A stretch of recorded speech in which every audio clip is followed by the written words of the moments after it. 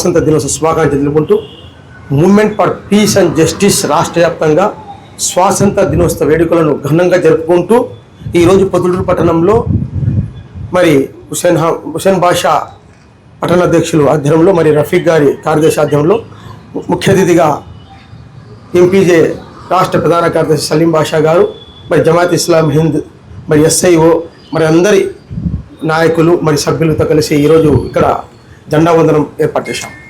నేను ఒకటే చెప్తున్నా పొద్దుటూరు పట్టణంలో ప్రజలకు, అంటే ఏ విధంగా అయితే దేశం కోసం ఎంత మన త్యాగాలు చేశారో ఆ త్యాగాలు కొంచెమైనా ఉందే ప్రజలకు.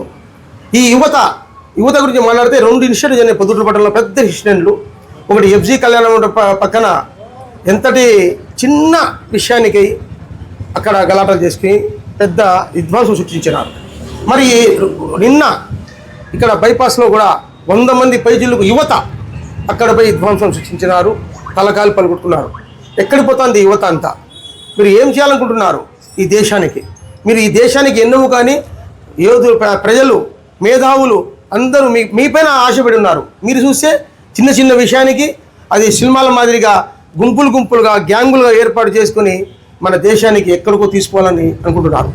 కాబట్టి ఇకనైనా యువత తెలుసుకొని ఏవైతే దేశం కోసం పోరాటం చేసి ఈ దేశం స్వాతంత్రం కోసం పోరాటం చేసిన వారి స్మృతితో మనం కూడా ముందుకు పోవాలా.